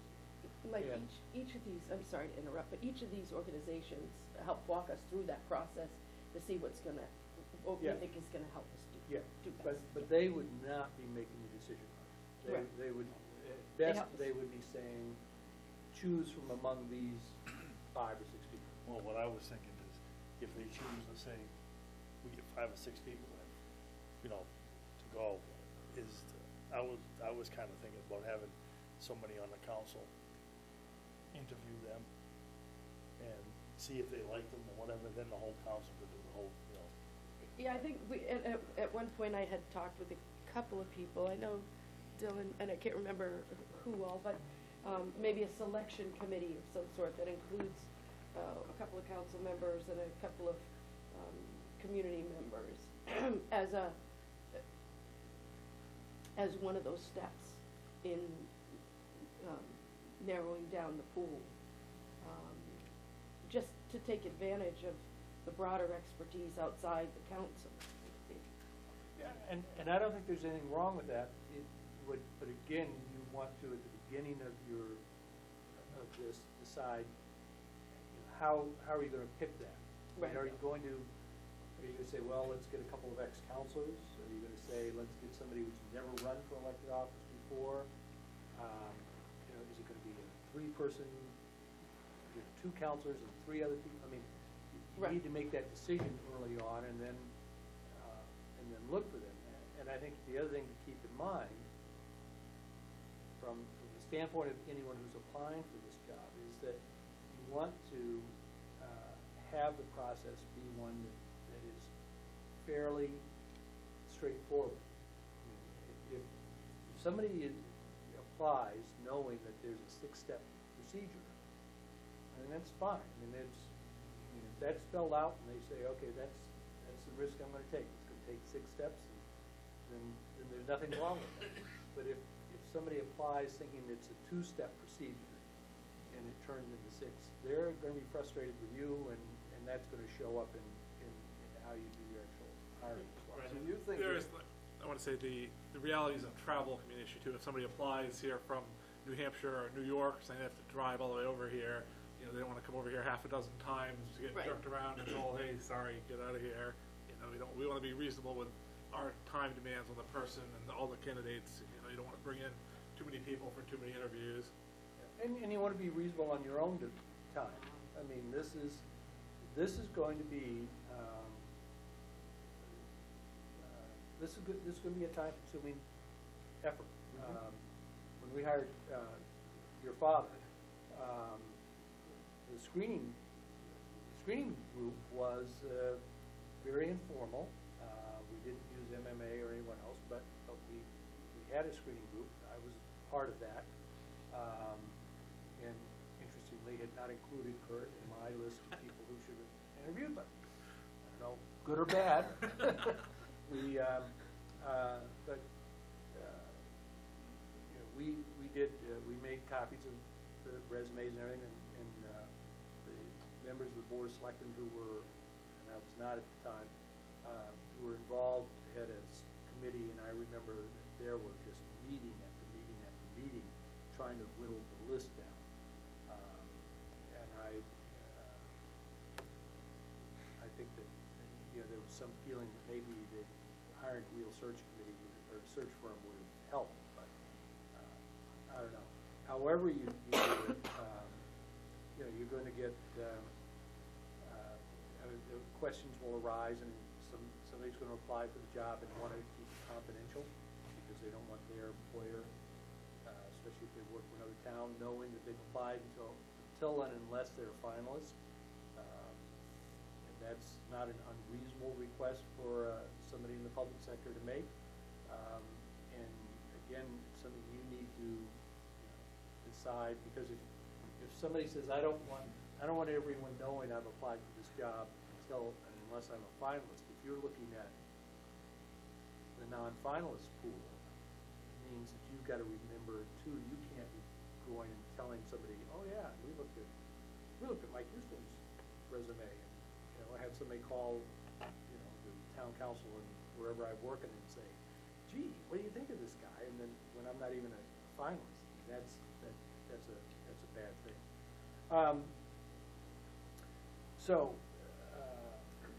As I say, I think any of the three of these would do well. They would serve the town well. Two I have experience with, again, are MMA and Peabody, and that's offer that. Mike, which one of these did you say had a warranty for 1 year? Municipal resources. Okay. So if we just pick one of these, and we just tell them what we're looking for, tell them everything, what we would like to have as requirements for town manager, they could screen everything and just give us so many applicants that they feel, so we really don't need a board. I mean, Right, the more information you can convey to everything them we need. when you first hire them, the better job they're gonna do at filtering it out, or doing the initial filter. And I think that, any of these guys, at a minimum, whether you involve public, allowing them to come in and, you know, spout off about what should or should not be included or not. I mean, I think you should expect that you would have an hour to an hour and a half with them, and they'll ask you questions. Well, do you want somebody who's, you know, a whiz on money and less good on legislation? Do you want somebody who's a whiz on procedures? Do you want somebody who's really great with technology? I mean, they're going to ask you all this, and you're going to get to rank those. The most important thing we think is communication. You know, but what's communication? Or the most important thing we think is, or very little importance to us is that he knows how to do this, you know, technically from where we are to the next, whatever the next step is with technology. Because, I mean, let's face it, you can hire technology. You know, maybe you don't need a manager who's going to be involved in the minutia of setting up a new system. You want somebody who's a generalist. You want somebody who's you know, when the consultant who you hire meets with you, those are the questions you're going to be asked. You're going to, each of you is going to have to eventually say, this is the profile we want. And once you have that profile, if you put some thought into it, put some some effort into it, and the consultant is worth, in this case, his salt, because none of these are women, is worth the salt, then that the ads are to be tailored. There's always a few outliers, but, you know, they're gonna be tailored to bring in people who fit this. And, you know, and I would just throw out that, you know, if you decide to do this and you don't want me around when you're doing your meeting with them to say these are the characteristics you want, I'm not gonna be offended, because I haven't decided whether I wanna apply for this job yet or not. I don't want to be in the room when you're preparing that profile, and trying to slant it so that you'll only hire me. I mean, I'm willing to, you don't want that character. No. But I say that, and I also say that because I have both done this work before and because I've done hiring, I don't want to not be part of putting this together. I'm more than happy. I mean, I think you hired me, and by the way, I don't think on Tuesday night I said thank you to you. I said thank you to the town, but I do want to say thank you to you for the confidence that you've expressed in hiring me. But I think when you hired me with the presumption that I've got expertise I can give you, and I'm willing to do it. But with this particular search and this particular task, if there are times that you need me to step out of the room, so that you don't think I'm influencing it one way or the other, no matter what decision I make, I'm not going to be offended by that. So I just wanted to sort of throw that out. To me, this is going to be a crucial point for Lisbon, who we hire as a town manager. And I know that it is time sensitive. I know that we're coming into probably the toughest budget season Lisbon has ever encountered. It's going to be able to take a lot of time.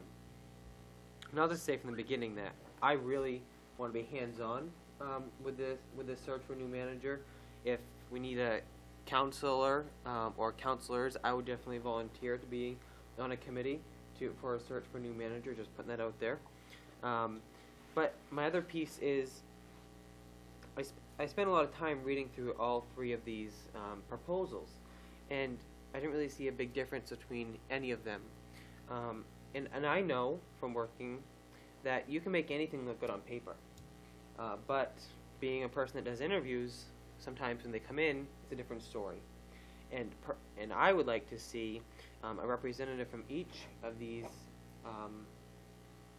organizations come to the council and kind of explain what they do and see if it's somebody that the council thinks we can work with for 12 weeks.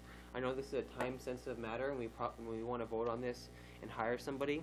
I don't know if it's an option that we, start these at 5:30 Tuesday night and have one come in at 5:30 to create a timeline. I don't know, but I would definitely like to talk with one person from each of these organizations to kind of gauge them, see who they are, and see if it's somebody that we can work with. But that's my own take. But I think this is a very serious time for Lisbon. Mike has definitely given us a lot of direction, a lot of great guidance, and I know that he's going to continue to do that. But I think we need to really think hard on this, and I know that we all want to get this behind us and move forward, but we've got to act smart and not just with time. So that's my 2 cents, what it's worth.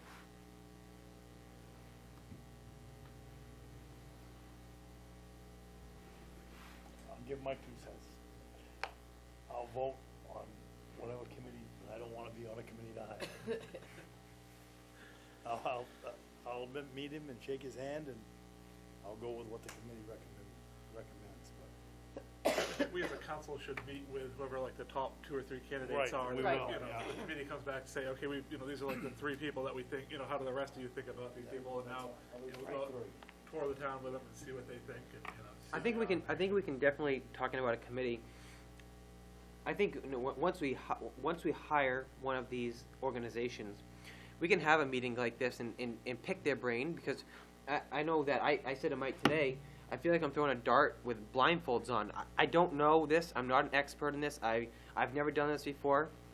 I said to Mark, I'm relying on you for this because he has his dad. I have never experienced this, and I think when whoever we select, it would be a good choice for Lisbon. And at that point, we can sit down with them and say, what type of hiring committees have you experienced? What type of hiring committees work? What type don't work?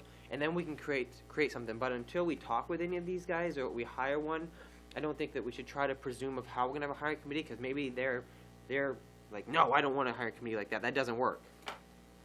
I think that's the feeling I got when I was looking through them was that they would, that's exactly what we want them to do, is to work with us to put together the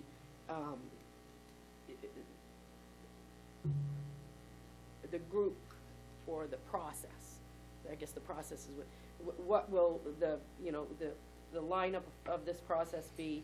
How will it start? Who will it involve? What will it involve? From start to finish.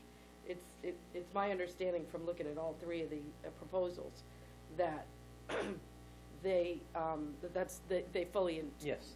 Yeah. they'll all work with whatever we want to do. So I don't think there's a bad choice, just as you said, Dylan, the choice that would work for the seven of us the best. What do you think, Mike? Do you think it would be possible to get a representative from each of these organizations to come and Well, talk with us, or? I certainly can, I mean, yes, whether we could get them Tuesday. I mean, I think Okay. the question, I guess a question to ask is if we can't get somebody Tuesday, but we could get somebody, if we could get all three on the 28th, would you put off the hiring somebody until your first meeting?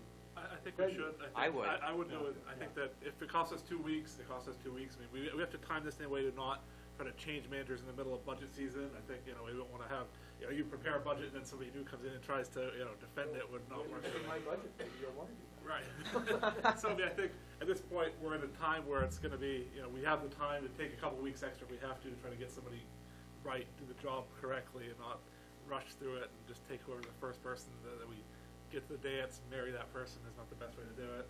Just thinking about when we hired Brandon Isaacson to help us with some legal work, the process we went through, and we met with different attorneys, and there were no bad choices, and so the final choice came down to who we all felt that we could work with comfortably, and I think that worked well for us. So I think that it would be a good idea, Mike, if we could see whether they all came on one night or different nights. I don't think it matters. If they all came on one night, it'd be easier for us, but it might be stickier for them. If one person could get here next week and then the other two, whatever works for their schedule sort of Couldn't thing. we also, if they could get, let's say they couldn't make it in 2 weeks, maybe a workshop? Well, what I was going to suggest is that if people are comfortable waiting until February 4th. People are comfortable waiting until February 4th to make a choice. We can see if anybody can come on the 21st, like at 6, so that it would be a workshop, and then the 28th, do a workshop, and then on the 4th, take your votes. You could do that. I mean, if it turns out that everybody, I email everyone and they say, yeah, we'll be there Tuesday night, we'll just set up Why don't we just three let times that- Tuesday night, and then, Just let him do it. That's, okay. I'm good with that. I mean, if we can make the decision sooner, yes, and I'm all for keeping the ball rolling and making decisions in a timely fashion, not dragging our feet. But we want to make them properly, and we want to have the right information, and so I don't think we're dragging our feet in this sense. And I think if you can get everyone here on Tuesday so we can meet them all, that would be great. If you can't, that when we could do it. Let me ask you this, because you have council meeting's scheduled to start Tuesday at 7. If you don't want to make this a council item that has to be, we Is workshop. it possible to have a workshop at 6 or 6:30 Yep. and meet with some? Yeah, Or even, Yeah. I'm available anytime on Tuesday before the meeting. on Tuesdays, Well, I think 2 is out of the question. 6 is pretty good. Okay, so let me, I will contact everybody, probably some emails tonight, but I'll follow up tomorrow, and if I can get anyone on Tuesday, I'll offer them early, so we can meet with them, and then whoever can't make it, we'll find time for, okay. because it sounds to me like you wanna meet all 3. Yes. Okay. If possible, if there's somebody who says we can't get anybody over there, as long as we know ahead of time, we aren't wasting. Well, if they know they have between now and the 28th to get somebody, I can guarantee they'll get somebody. Okay. I mean, I think all three of these firms have a good reputation, what I've heard, so I think any one of the three would be fine. What we wanna do is find the people that have the best process that is gonna help us to get through there, and that's what I wanna talk about, what is their process and how is it better than the competition? Yeah, Dylan, you made a good point when you said that everybody can make themselves look good on paper. So I think, Not that I'm saying any of these aren't good, but no, they all look good. They all do look good, so. Okay. I don't think we'll make a bad choice, it's just, let's just make the one that'll be best for us. And I think that's the best way to do it. Everybody good? I have a procedural question. Apparently, there are tours scheduled for Saturday. Yes, Is everyone going on those? yes. And what time? 8? Usually we start at 8 AM. Come on, you can do it, Mark. Saturday. Saturday, This 8 AM. Saturday? Yeah. Saturday, 8 AM. It's not snowing. The 18th. The chief will have donuts. Last year he I've got did. an appointment down in Scarborough. All right, well, I will get the recreation bus. That breaks my heart. All right. Oh, you can drive too. Although, wait a minute, I could get out. I'm not sure I'll drive you, but I'll make sure the bus is here. Well, We get to ride in the new I'm bus. qualified. If everybody wants to ride with me, I'm qualified to drive it. But you My won't wife drive would it. shoot me. We have, and remember, we're splitting it into 2, we'll do, so it should only take a And I couple went last year. hours. It should only take a couple Oh, hours. the water department, because they're gonna be in on it, and they had asked Monday on the schedule. I told them what we do is we start at the police department, and then we go to E.T. Smith. And then they said, they asked if after E.T. Smith, we could go to Moody Road. Yeah, you know what, we're doing the fire departments. That's right, yeah. We're split, we're not doing the fire departments on Saturday. We're splitting it into 2 Saturdays. Oh, okay.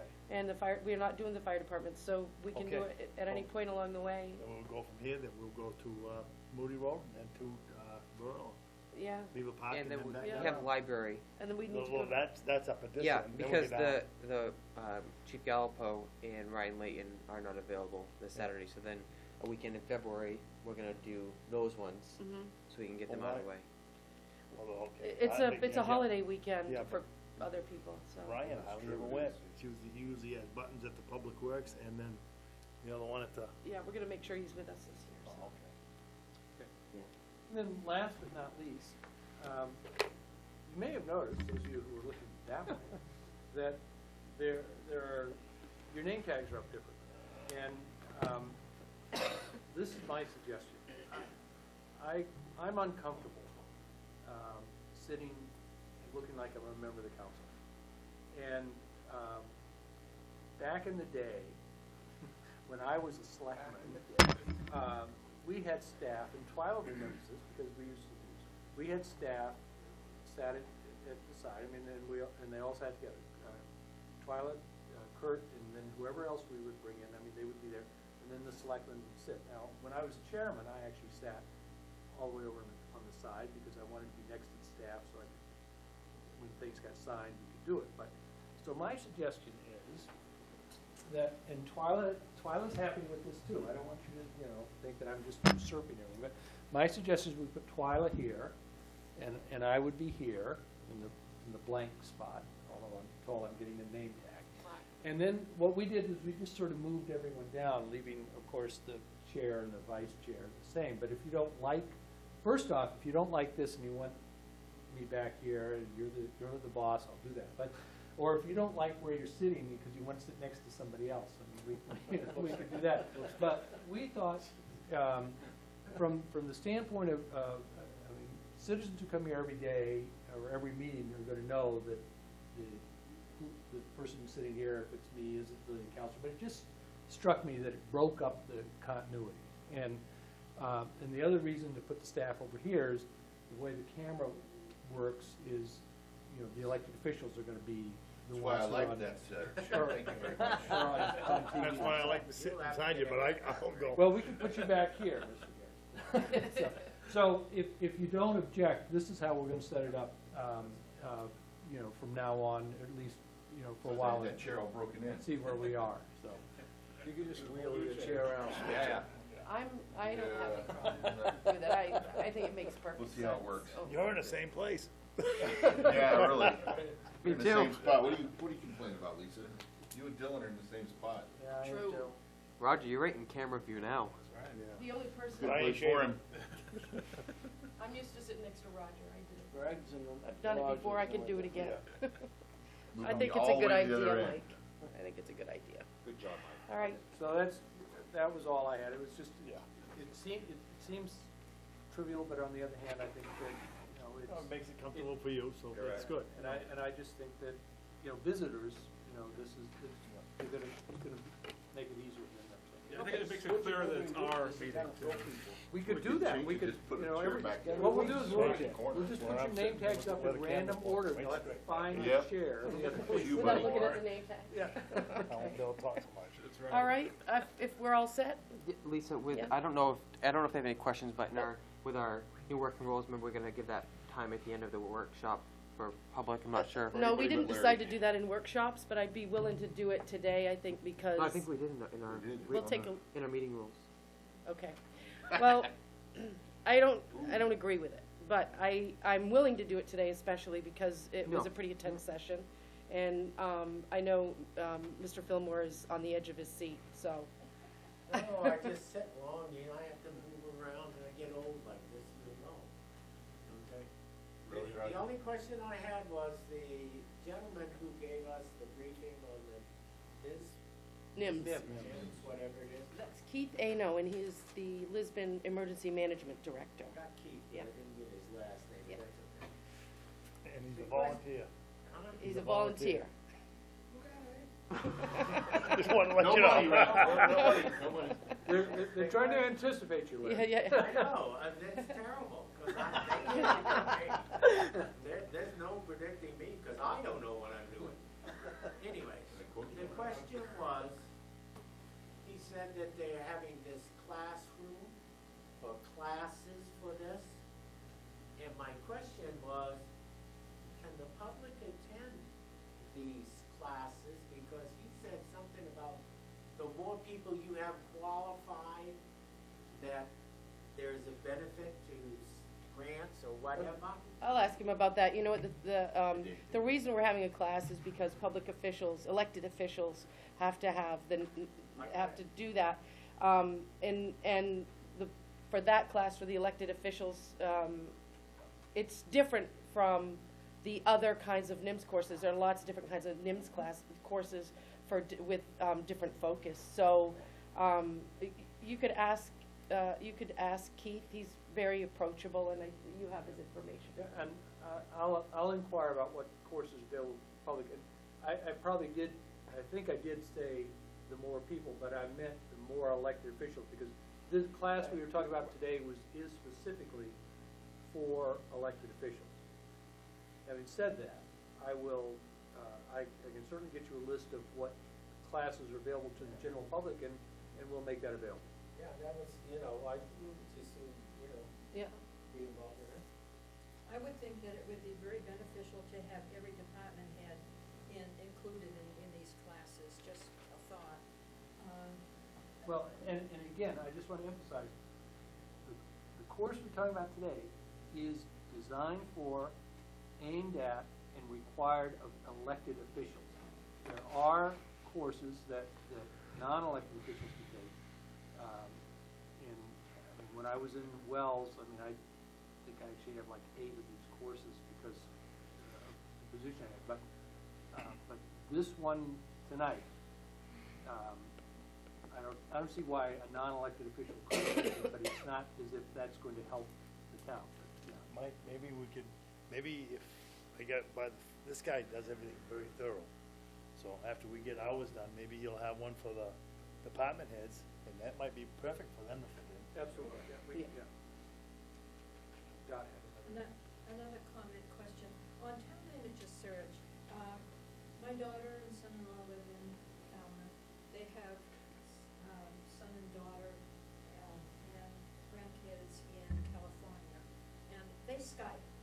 So I don't know anything about it, but I've watched their Skype.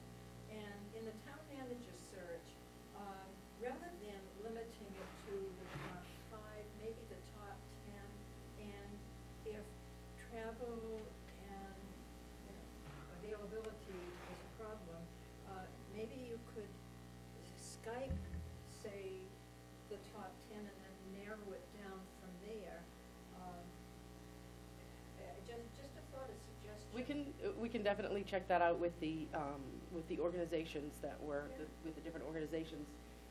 They do this all the time, so they probably already have it on this is a good thing or this never works list, so, but it's a good thing to ask. I know Municipal Resources in the past has done like telephone interviews where they'll, talk to candidates on the phone. They probably will do Skype now because that's, get a face-to-face interview, it's a little bit, you can judge them more than just a voice.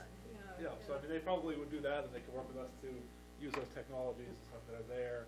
So If you have a they great can- candidate in California, there's no reason to fly them out here. Oh, absolutely. But you don't wanna The miss New them out if Hampshire, they're interested in moving. Massachusetts, If they wanna move here, it's great if you can do it. The town cops will know who we're hiring.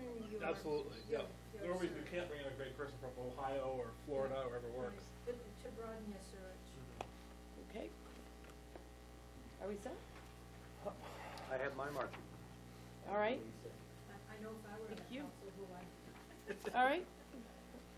Then, we don't need to make a motion to close the workshop, do we? It's just a workshop? You don't have to, Great, we'll adjourn, and, we'll see you all on Tuesday. I feel like I never leave. Bean supper, Saturday In night. 10 minutes work. The 18th. We did it in 10 minutes. At Thompson Fairgrounds. Thank you for allowing us to speak and. All right, You wanna come to? What is it? Bean supper. Thompson Fairgrounds. Oh. Thompson. When is this? Saturday. Starts at. The trail. Oh, I'm gonna be working. I'm working. Well, okay. what time's it at? Starts at, 4:30, 8 o'clock. Oh.